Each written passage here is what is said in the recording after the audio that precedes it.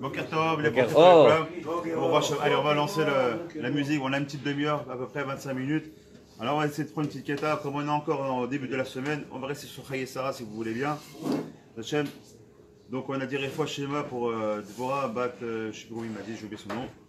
Et Chaim Ben Aliza. Les Bouchmat. Et quoi ok, Bezat Hashem. Et Refoua Shema, les Asher Ben Moshe. Et Asher Ben Chana. Et Michael Emile Lakohen, Bezat Hashem. Refoua Shema. Ok, allez, on attaque, Bezat Hashem. Tous les malades d'Israël. Tous les malades, tous les morts d'Israël et tous les vivants et tout le monde, Bezat Hashem. On n'entend que des bonnes nouvelles, si Amen. Amen. Allez. Donc là, j'aimerais ramener ce matin à Bezat Hashem le Rabbi de Lubavitch. Hier soir, on a fait un show qui était sympathique, je pense, sur la Emouna, le Bitachon. Bravo. J'ai vu entièrement, je suis pas endormi à la fin, mais ah bon, ça va. fatigué, non, parce que fatigué. Ils sont endormis, donc il était bien, ça va. Les conseils que tu as dit. Alors, hier, on s'est basé sur le Chawot et les Vot, et à la fin, on a parlé donc de Rabbi Nachman. Ce matin, j'aimerais ramener le Rabbi Lubavitch. Et la côtelette, elle est belle, parce qu'on va parler donc de la paracha de Chaye Sarah, donc les jours de Sarah, et on commence tout de suite par quoi? En vérité, par sa mort. Donc on dit c'est la vie de Sarah, et en vérité, tout de suite, on parle de la mort. Première question. Et deuxième question, c'est que on va voir que on sait très bien que c'est un klal, quand on donne un nom à une paracha, c'est qu'il y a un intérêt de ce nom-là. C'est-à-dire que si tu me dis la vie de Sarah, et tu m'annonces sa mort, et après de quoi est-ce qu'on parle? L'acquisition de Kiryat Arba, donc Hebron, donc qui nous appartient, que les choses soient claires et nettes.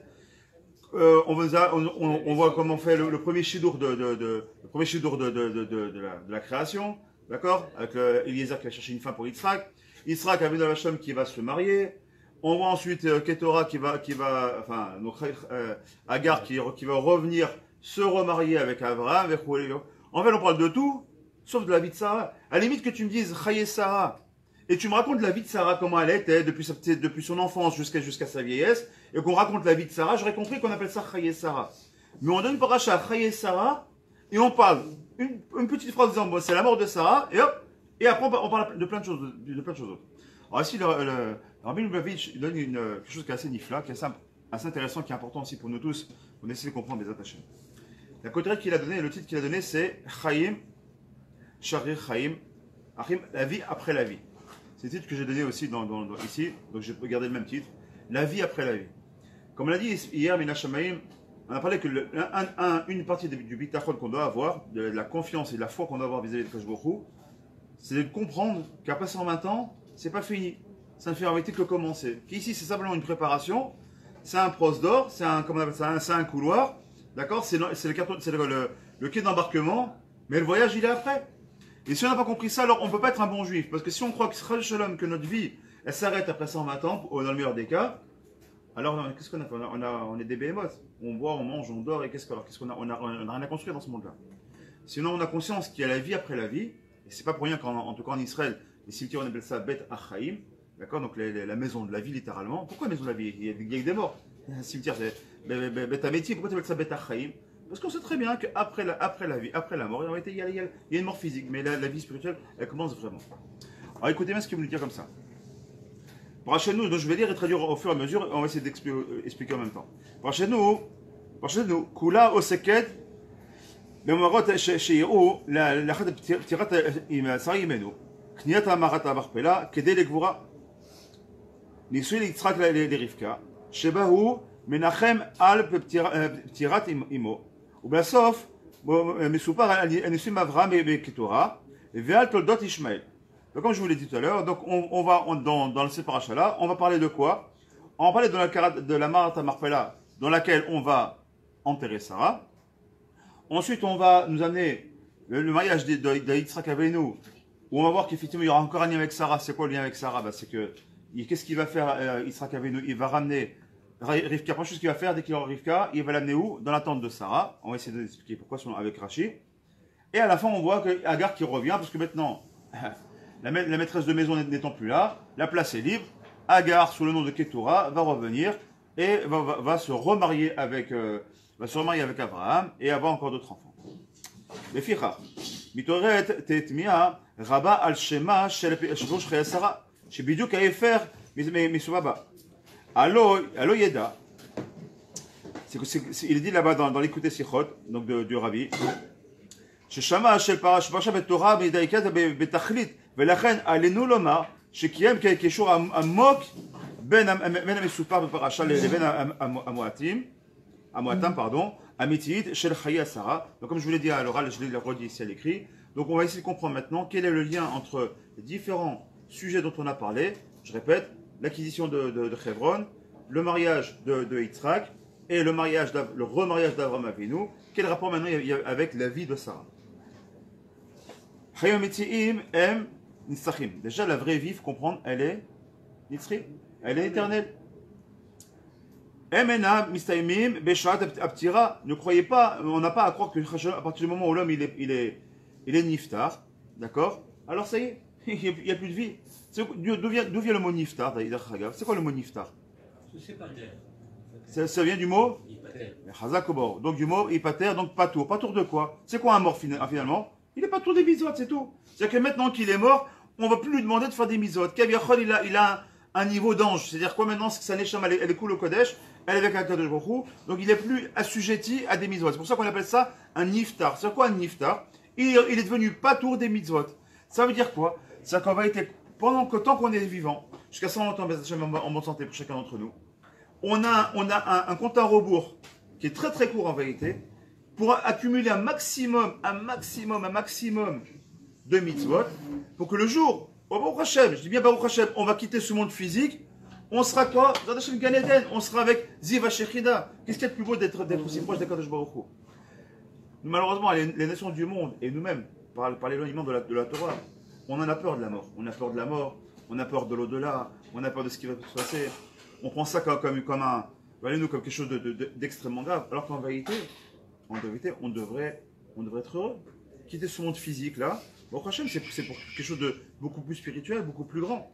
Donc on devrait être heureux de ça. On va vivre une vie éternelle, sans qu'il y ait tous ces problèmes, sans qu'il y ait tous ces accusations qu'il y a dans ce monde-là. Emena, mistaimim beshab aptira. Et là, mosifim le itkayem, ou baim le de bituy, בתצאיו של האדם ומהלך החיים שנמשך החקר בעולם. ובבחינה זו, דווקא האירועים שלאחר הפטירה הם מועדים על טבעיות של החיים, כי בכך נבחינת מהותם האמיתית של חיים האדם. Donc il dit en vérité, on a quelque chose qui est extrêmement grand et qui est extrêmement beau. Au-delà du fait que, c'est sûr qu'on va vivre de nos mitzvot, comment c'est très bien, qu'est-ce qui va nous accompagner, quel est ce qu'on a dit dans la Kabbalah, on dit quels sont les habits du niftar. Quand on est ici, on est habillé, on a des habits, on a des habits. On a des bgadim, des fois on a des madim, on a des habits qui viennent nous revêtir. Quels sont les habits de la Neshama quand on va quitter ce monde-là? C'est quoi les habits qu'on va amener avec nous? Exactement. C'est les mitzvot. Les mitzvot, ça va être nos habits. Mais pas seulement. Qu'est-ce qui va nous permettre de continuer à vivre? Pourquoi aujourd'hui, 2500 ans à peu près après, même 3000 ans après, on parle encore de Sarah Avinu comme si nous avait quitté hier?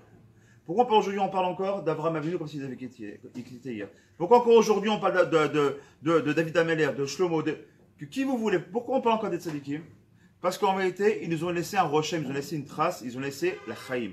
Et ce qu'on va dire, comme c'est marqué là-bas dans la Gemara Ta'anit, Vekar Amrou Chazal, Yaakov Avinu, Lomet. Yaakov il est pas mort, c'est quoi Yaakov il est pas mort? Il est mort, Yaakov il est mort, il est vivant, non, il est pas vivant, il est mort. Alors pourquoi la Gemara nous dit, Yaakov Avinu Lomet, Yaakov il est pas mort?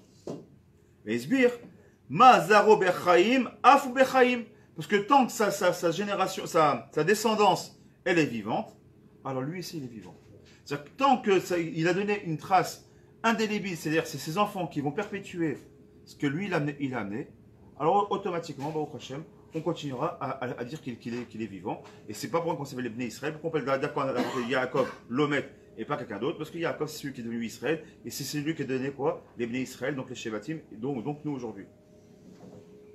Alors si on comprend ça, en train de comprendre, déjà on commence à mettre un petit peu essayer de mettre un peu les jalons pour bien comprendre où il veut nous amener ici le Rabbi Lubavitch.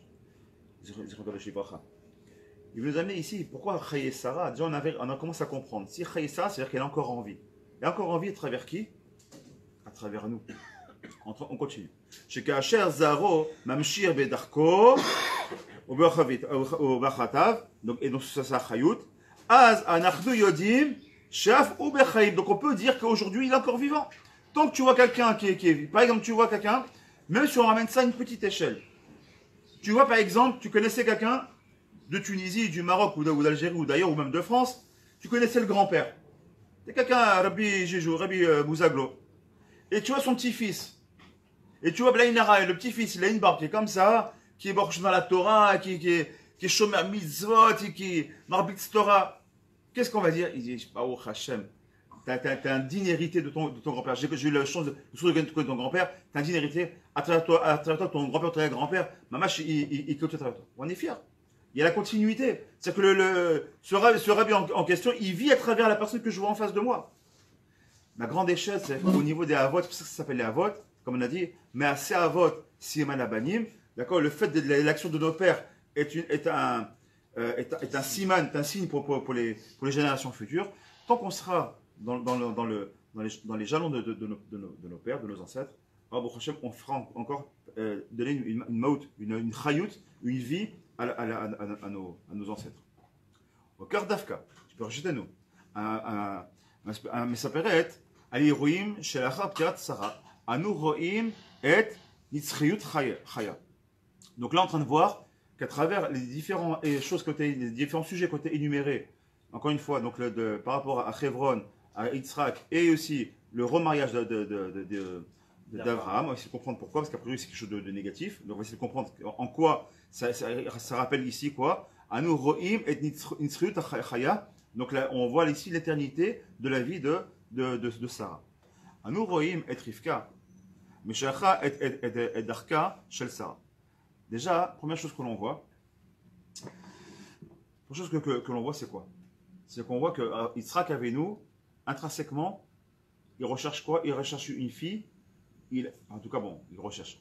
Abraham, il a recherché pour Yitzhak une fille qui ressemble dans toutes les prinotes à qui? À Sarah Imenu. Mais Yitzhak, il veut vérifier ça. Qu'est-ce qu'il fait? Il amène où? Dans la tente de sa mère. Alors, selon Rashi, je pense que tout le monde connaît ce Rashi qui est très connu. Vous savez que Sarah Imenu, d'accord, elle avait trois choses qui étaient importantes. Dès qu'elle était dans sa chambre, elle avait une lumière qui était allumée de Shabbat en Shabbat, qui ne s'éteignait jamais. Elle avait une bracha dans le pain qu'elle faisait. Elle avait au-dessus de sa tente, elle avait un âne, une espèce une nuée de gloire qui représentait la Shekinah, parce que la Shekinah était présente chez elle constamment. C'est trois choses. C'est trois choses qu'on va retrouver bien sûr plus tard. Et c'est ce qu'on va dire aussi dans Ben Maldikin. D'accord? Est-ce que vous avez allumé les nérotes? Est-ce que vous avez fait attention à l'Ida? Donc ici on va essayer de la Tahara. Et est-ce que bon, vous avez prélevé la Chala? Ça vient de quoi? Ça vient de Sarah. Quand elle est nifteret Sarah, ces trois simanim ont disparu sur le Rashi. Ils ont disparu. Quand Rivka est rentrée dans la tente, qu'est-ce qui s'est passé? Les trois nièces sont réapparues. Quand il a vu ça, c'est marqué d'or dans la Torah. Qu'est-ce qu'il a fait Yitzhak? Il est rentré sa femme à l'intérieur. Il a eu une relation avec elle. Et c'est marqué, et il a aimé. Jusqu'à présent, elle était belle, elle était ce que tu veux, elle était fait tout ce que tu veux. Tant qu'il n'a pas vu, elle est digne, elle est digne héritière de sa mère, ça ne l'intéressait pas. Quand il a vu les simanim, c'est marqué noir sur blanc, si on prend dans les mots, il est là, le passouk.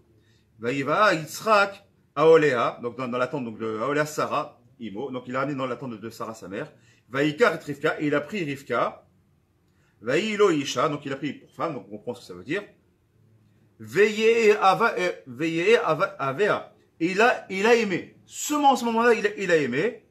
Veïnachem Yitzhak Achare Imo, et seulement ça donnait la Nechama comment s'appelle, à Yitzhak. Et là, lui, il a été, il a été consolé du deuil de sa mère uniquement à ce moment-là. Il dit, Rivka, c'est un petit peu ma continuité, ça me va très bien. On continue. Quand allez-nous, les Afrin, Ben Sarah, maintenant, donc là, on vient de comprendre une chose, on vient de voir la différence qu'il y a entre Chaya et Rivka. On voit que Rivka est la digne héritière de Sarah, effectivement, elle fait partie des Imaot. C'est pour ça qu'elle aura le srout après d'être elle-même enterrée à un lama à Marpella. Maintenant, on va voir à Kavram. Kan alenu, les Afrin ben Sarah, les ben Avraham. Sarah ita imo, chez Yitzhak bilvad.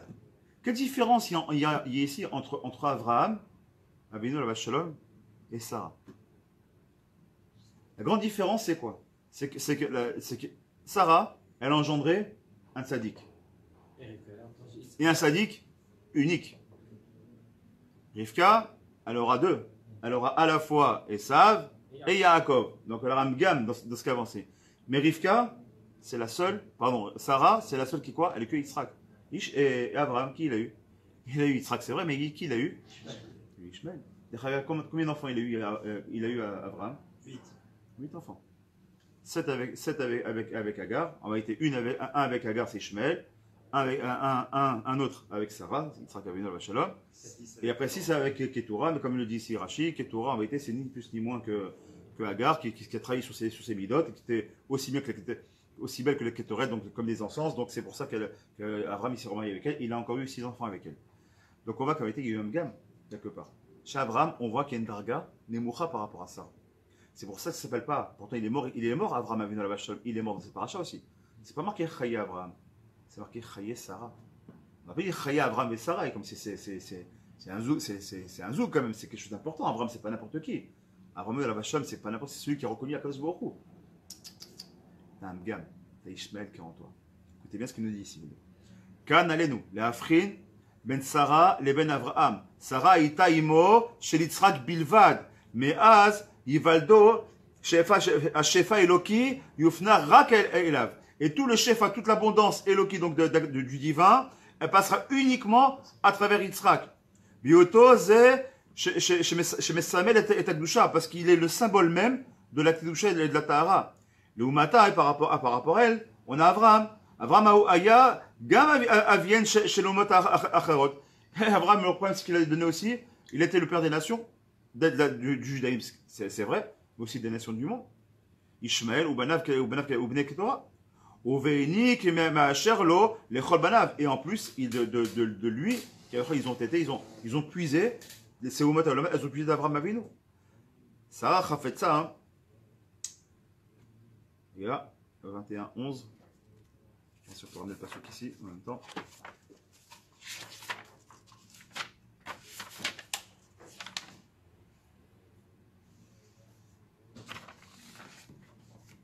Il dit comme ça. Sarah a fait ça, les Garesh et Ben Ahama. Qu'est-ce qu'elle a fait, Sarah? Elle a demandé intrinsèquement de les Garesh d'expulser, d'accord? De quoi? D'expulser qui? Ben Ahama. C'est quoi Ben Ahama? Dis Ben Ahama. Fils de la Saron. Atikra Ahama et la Houma. Il y a un peu comme ça. Atikra Ahama et la Houma. Mais si on regarde dans le chat des mots, effectivement, si je regarde dans le passou, qu'est-ce qui est marqué? Je vais reprendre d'abord un ou deux psukim avant, parce que c'est ça avec celui-ci. Va tere Sarah et ben Agar à Mitzrit, Asher Yalda, les Avra Mitzahek. Sarah, elle a commencé à voir que le fils de Agar, l'égyptienne, qu'elle avait enfanté, donc elle parle d'Ishmael, elle ne veut même pas prononcer son nom, il commence à se moquer. Va tomer le Avraham, Garesh Ahama Azot. Renvoie-moi cette servante-là. Ved Bena et son fils, qui lo yirash ben Ahama Azot im beni im Yitzhak. Parce qu'il est hors de question que cet enfant-là, parlant d'Ishmael, il a un héritage, quel qu'il soit, avec mon fils. Elle ne dit pas notre fils. Beni im Yitzhak. Et si tu n'as pas compris, im Yitzhak. Parce que pourquoi? Parce que juste un peu avant, quelques psukim avant, on voit que quel amour il a Avraham Avinu Alav Shalom pour Ishmael. Il aime plus que tout. Pourquoi? Ishmael, dans toutes les prières, il ressemble à Avraham. Il est cool au chesed. On aura le même problème plus tard avec qui? Avec Yitzhak, qui aura beaucoup d'amour avec Esav. Pourquoi? Parce qu'il aura les mêmes prénotes que lui. Il sera avec beaucoup de missions de Nefesh. Esav, il est au début, il n'est pas Nera. D'ailleurs, c'est un shiur j'avais fait l'année dernière avec le Rabbi Lovech sur ça. Peut-être qu'on le fera cette semaine. On le refera. Il est magnifique. On va voir comment il était. Que normalement, on aurait dû être les Debnei Esav. On n'a pas dû être les Debnei Yaakov. Esav Aracha, au niveau de la Darga, il est beaucoup plus élevé que Yaakov. Sûrement, il a failli à son travail. Écoutez bien ce qu'elle dit. Il est hors de question qu'il ait quoi? Lo yirash, qu'il n'y ait pas de Yerusha. Il est hors de question que je donne une moindre Yerusha. Veira davar me'od bene. Écoutez bien les mots. Veira adavar me'od bene Avraham. Et les choses ont fortement déplu à Avraham. Mais maître, ça n'a pas fait plaisir d'entendre ça. Ma pitom, je vais renvoyer Ishmael, celui que j'aime. J'ai envoyé ma femme que j'aime. Agar, il aime. Ishmael, il aime aussi. Et c'est pas que ça le déplaît. Ça le déplaît, mais Ve'era Adavar Me'od. Ça lui a fortement déplu. Surtout de quitter son fils. Al-Kedekar, qu'est-ce qu'il faut? Pas sous qui suit. Va Yomer Elohim, El Avraham, Al Yera Be'enecha. Ça ne te déplaise pas, que ça ne vient pas à te déplaire. C'est maintenant c'est Hachem qui vient carrément parler avec Hachem, avec Avraham. Il lui dit quoi? Kol Asher Tomar Elecha Sarah, Shema Bekola. Et tout ce que te dira Sarah, écoute là. Tu descends, tu auras le Rashi. Là, de là, on apprend, bon, c'est quelque chose qui est un Rashi qui est très connu. Donc là, de là, ici, nous dit Rashi, on voit que la névoie de Sarah Imenu était beaucoup plus élevée que celle d'Avraham Avinu. Beaucoup plus élevée. Ok. Donc déjà, on voit quoi? On voit que, si on voit que la paracha s'appelle Chaye Sarah, c'est pas pour rien. Parce qu'en réalité, on est en train de comprendre ici la grandeur de Sarah. Sarah Imenu. C'est pas n'importe qui, Sarah. Sarah, pour ceux qui ne savent pas, Sarah, c'est un prince. C'est un prince, un ministre, c'est aussi un Sarim, c'est aussi un des noms qu'on donne aux anges. Sarah, c'est Sarhe, Sar Hachem. C'est le prince d'Hachem. Elle est là, c'est Mamash, elle sert Hachem Mamash. Ach Avraham, Istaer, al Grosha, comme on veut le voir. רואים המסופרים בפרשת מעידים על צדקת דרכה של שרה דווקא. Donc on voit ici combien Sarah elle était בצדק, elle était dans la justice de faire ce qu'elle a fait. הפרשה נפתחת בסיפור מערת המכפלה. Et si tu n'as pas compris, on revient au tout début, donc on dit que Sarah vient de mourir à 100 ans comme à 20, à 20 comme à 7, et tout de suite on parle de quoi? Du kinyan de la Marat HaMarpela. Mais Bekora Aïta, au départ, il y a qui dans la Marat HaMarpela? Il y a déjà, d'abord ça s'appelle Marat HaMarpela, Marpela Meshon Kafoul. Pourquoi? Parce qu'il y avait déjà Adam Arishon et Chava. Aurait Kolamin et Enoshi, qui sont quoi? Qui étaient les parents de quoi? De toute l'espèce humaine. Donc du genre humain, exactement. Abraham et Chava, c'est nos pères, c'est notre père et notre mère, mais du genre humain. Global. Veine, Anu Rohim, chez Abraham connaît. Donc il vient acheter, il vient faire un kinyan, il vient faire une acquisition, Kesef Malé, donc avec beaucoup d'argent. Connaît et Marat HaMarpela. De quoi les Givrat de Sarah. Il a acheté maintenant cet endroit-là, pas pour n'importe qui. Au départ, c'était pour le genre humain, donc on a pu croire que c'est pour n'importe qui. Abraham, quand est mort Sarah, il a compris qu'était la grandeur de Sarah. Il a fait une acquisition. Il a dit maintenant, cet endroit-là, il est Kodesh Kodashim. Il va falloir qu'on enterre ici que les ascendants, les ancêtres de qui? Du Ram Israël. Et on va commencer par qui? Par Sarah Imenu. Au niveau de la Gamatria, ici le Rav, il a mis une petite annotation, alors tout. Il met comme ça, quand tu regardes Kirat Arba, il a fait. C'est Gematria 983. C'est quoi 983? C'est Gematria Binyan Bet HaMikdash. Il a fait. Et il dit, tu prends Chevron. Chevron c'est 266. Gematria Amoria. Zelostam, c'est-à-dire que, moi j'ai entendu dire, je crois, il me semble, au nom du Chesed Abraham, il me semble, ou du Chidagosh, je ne sais plus. Il dit comme ça que si on prenait le Har Moria et on le prenait comme ça, on le mettait sur toute la plateforme de Chevron, apparemment c'est un morceau qui s'imbrique, comme ça j'avais lu une fois, mais bon on le voit ici. Il dit Chevron, Gematria, Amoria. Donc c'est pas pour rien, c'est un makom kadosh, Chaval Lazman. Et encore une fois, c'est pétard, n'oublie pas, c'est le pétard de quoi? Pétard c'est du Gan Eden qui est là-bas. Et là, il vient de comprendre Avraham Avinu. Il dit waouh, cet endroit-là, il est kadosh, il est kodesh kodashim, il faut que je l'acquière. Quel que soit le prix, je l'achèterai. Et comme c'est marqué dans Rashi, ça soit que je vienne comme un étranger ou comme un toshav, je le prendrai. Comme un étranger, il n'y a pas de problème, je suis prêt à payer. Je suis prêt à payer le prix qu'il faudra.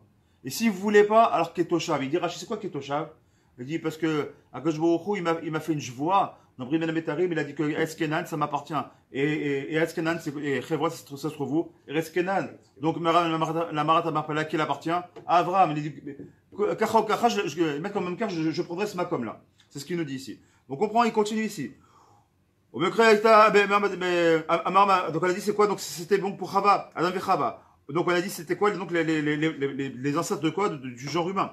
Veine, Anurim Shavraam connaît et Mart les Gvura de Sarah. ובפועל נגברו בה רק האבות ואימות של העם ישראל.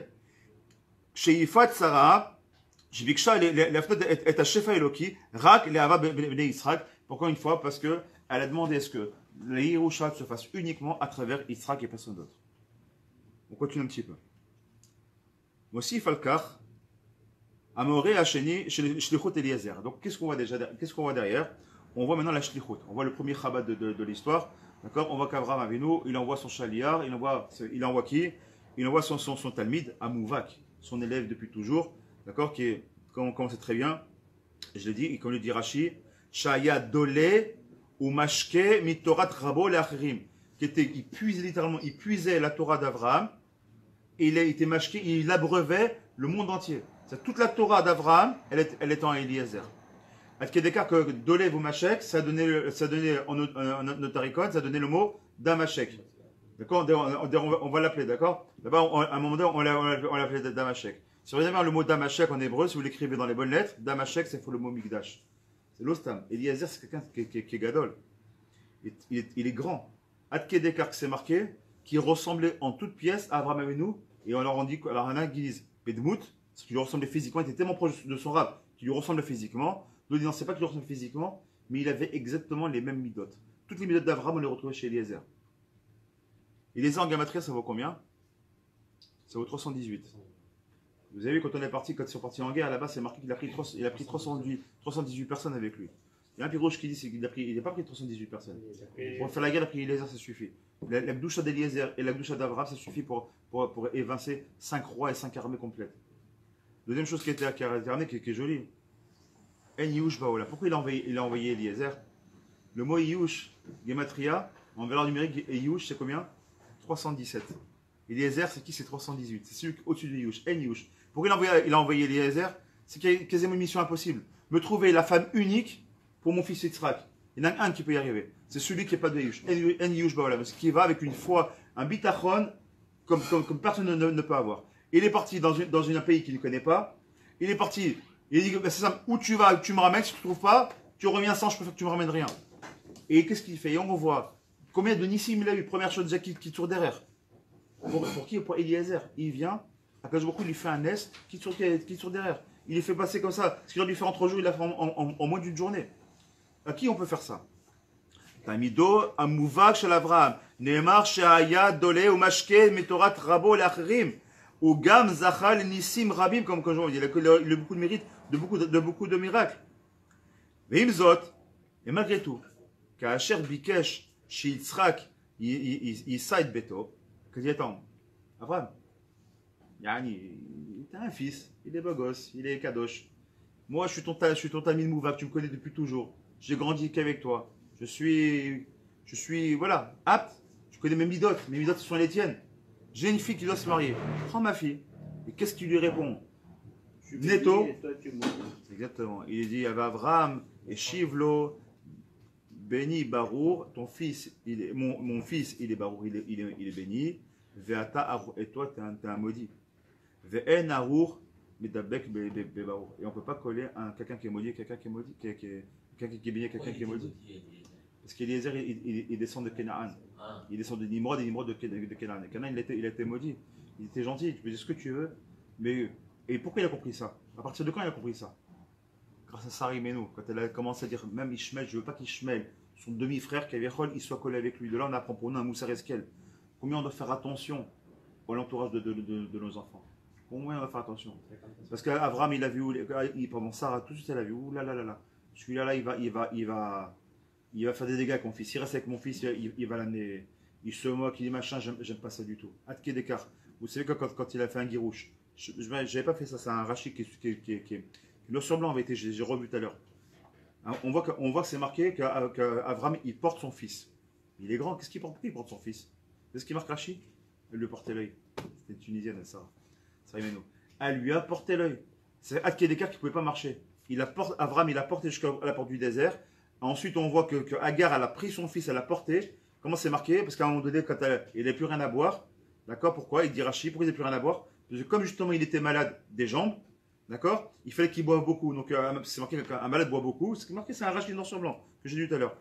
Donc comme il a bu beaucoup, très vite, ils n'avaient plus d'eau. Qu'est-ce qu'elle s'est marqué noir sur blanc dans la Torah? Agar, elle a jeté son fils sous un arbuste. Pourquoi tu l'as jeté?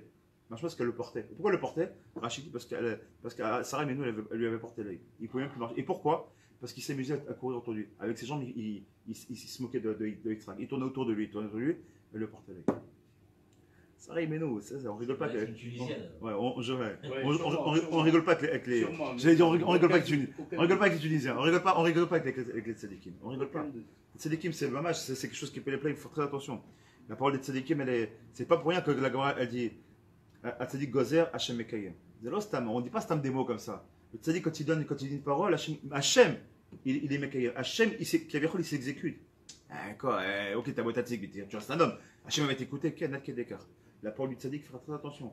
Je lance un grand message à tous ceux qui parlent mal des rabbanim, qui se permettent et un tel. Faites très très attention parce que le retour de boomerang, il est très très dangereux et très rapide. Il faut mieux savoir se taire, surtout même quand il y a les prirotes, tout ça. Donc il y a des gens qui mettent tout dans le même panier, qui mélangent politique caca et les rabbanim, machin. Faites très attention.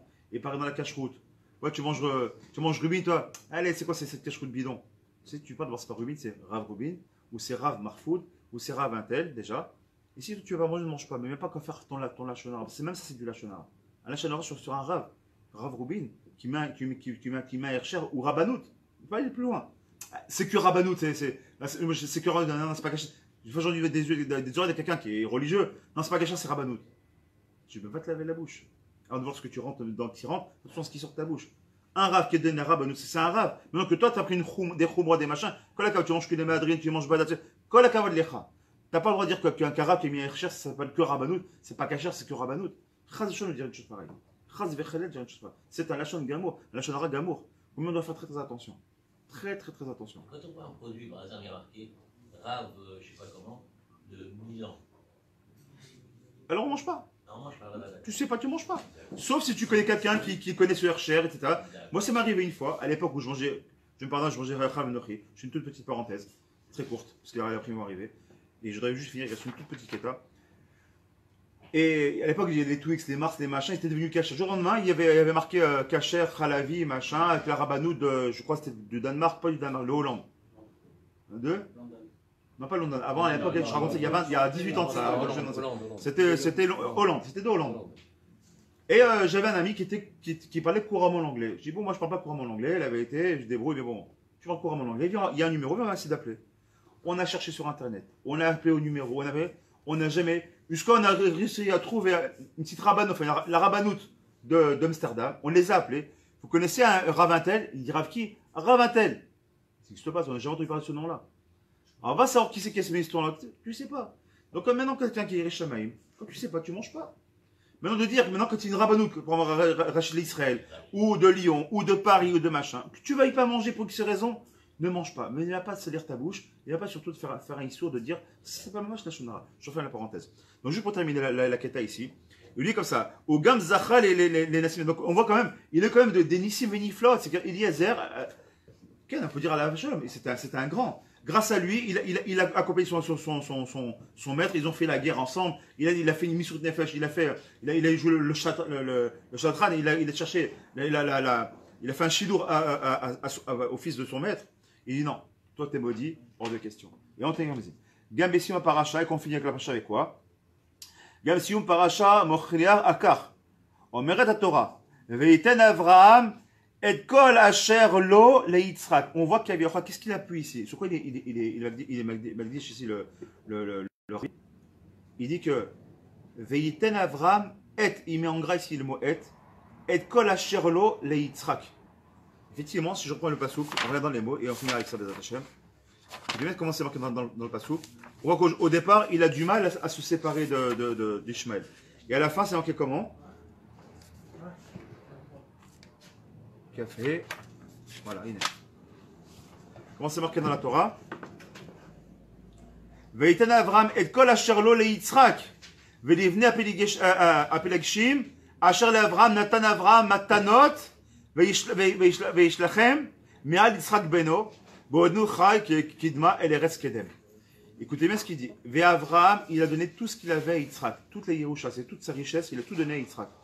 Et au fils des Pilakshim, et au fils des concubines, c'est marqué au pluriel, le fils des concubines. Alors je dis, c'est qui les concubines? Il y avait une concubine. Et il rappelle, il dit, ouais, Pilakshim, tu vois qu'il y a un yud qui manque. Il dit, pourquoi il manque un yud qui manque? Parce qu'en réalité, c'est marqué au pluriel Pilakshim parce qu'il y a marqué Agar avec Ketura. Mais quand on avait été agriculteur, c'est la même, c'est marqué les concubines, mais c'est la concubine. Et il dit donc, il dit quoi? Et qu'est-ce qu'il leur a donné aux sept enfants d'Abraham qu'il a eu avec Agar, et donc Agar Ketora? Il leur donnait quoi? Matanot. Il leur donnait des cadeaux. Veishalechem. Et il les a renvoyés de qui? Mi'al Yitzhak Beno. Il les a renvoyés d'à côté d'Yitzhak. Il a compris son erreur la première fois. Maintenant, il a fait Teshuvah Kavechol. À la fin de la paracha, il fait Teshuvah Kavechol. Qu'est-ce qu'il comprend? Il comprend que le seul maintenant qui va dans la lignée d'Abraham, c'est uniquement Yitzhak. Donc il va renvoyer des matanot à Ishmael. Et on voit qu'effectivement, c'est terminé comme ça. Veiten Abraham et kol asher lo leYitzhak. Ve'elu livnei apeleshim noten matanot. Ve'ishlachem me'al Yitzhak beno, comme on vient de le voir. Car mochirat et paracha, donc c'est la preuve que la paracha nous amène. Kula et tzidkat darka shel Sarah imenu. Qu'on voit de là, la tzidkout qu'elle a eu Sarah depuis le début de cette histoire-là. Combien elle a eu raison depuis le début. Shereata et emshechat dafka chez Yitzhak bena. Ubiksha la vir elav et Shefa Eloki. Que depuis le début, elle a vu que ce sera que Yitzhak qui aura toute l'histoire de la finalité de l'histoire du juif, du Ham Israël. La reine Nikret Parasha Chaye Sarah. Et c'est pour ça qu'on revient maintenant à la côté qu'on a dit au tout début. C'est pour ça que la paracha s'appelle Chaye Sarah, la vie de Sarah.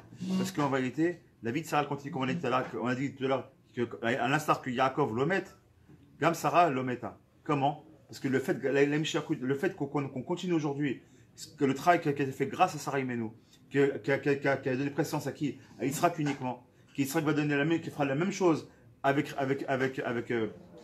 son fils Yaakov. Yaakov, il aura uniquement 12 Shevatim, 12 Tzadikim, ce qui va donner l'âme Israël. C'est pour ça que ça s'appelle Lechen. Nikrat Parasha Chaye Sarah, qui Davka Ba, Anu Megalim, Nitzuriyotam. Donc l'éternité de quoi? De la vie de Sarah, c'est Katam shel Chaya et la justice qu'elle a de sa vie. La chose qu'on comprenne que pour vivre une vie juive, une vie normale, nous on doit comprendre un moussar esquel de tout ça. Je finis avec ça. C'est quoi le moussar esquel qu'on doit prendre? C'est quoi la morale qu'on doit prendre de ça? C'est qu'à l'instar de Sarah Imenu, il n'y a pas simplement le côté sentiment qui doit rentrer dans le danger. Des fois ça peut faire mal. Abraham était très sentimental. C'est mon fils, et je l'aime. C'est mon premier, c'est le premier garçon que j'ai sur mes genoux, c'est Ishmael. Tu me demandes de le garer à Shken. Et des fois, il faut savoir se séparer. Quand on voit que malheureusement il y a des choses qui sont difficiles, il faut être capable de se séparer. Il faut être capable de se couper de quelque chose que Sourmera vea setov. Tu ne peux pas faire du tov quand tu es du rat.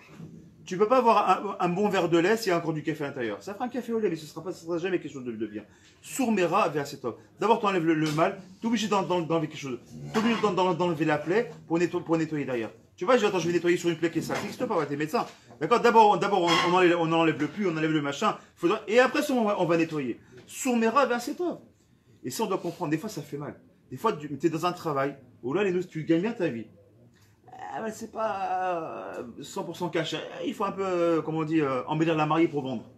Ou alors, tu as un super travail qui est 100% cachère. Mais malheureusement, il y a beaucoup de femmes qui sont dévêtues. Tu es un homme de Torah, tu ne peux pas rester là. Parce que tu peux monter, tu peux descendre. Tôt ou tard, il n'arrache pas sur, il nage pas sur toi. Il y aura une influence sur toi. Tôt ou tard, tu peux monter et descendre. Tu vas tous les jours à Tel Aviv. Je vous dis, et ça, voilà, je le dis, j'en fais mon tikkun en le disant devant vous. C'est même moi-même arrivé. J'ai travaillé pendant 1 an à Tel Aviv. Automatiquement, quand tu as une barbe qui est longue comme ça, et quand tu es à Tel Aviv, tu as le regard des gens, tu te sens un peu mal à l'aise. Alors la barbe, bizarrement, tu n'as pas envie de la couper. Alors qu'est-ce que tu fais? Tu la plies, et puis tu fais des nœuds, et puis tu la caches, et puis tu t'habilles en noir et blanc, puis après tu t'habilles plus en noir et blanc, tu mets une chemise toujours, mais au lieu qu'elle soit blanche, tu la mets bleue. Tu dis, bon, c'est pas grave, tu te changes. Pourquoi tu te changes? Parce que la pas la vira, elle te change. Tu te rends pas compte. C'est après coup, c'est que, oh, comment si moi j'ai pu changer comme ça?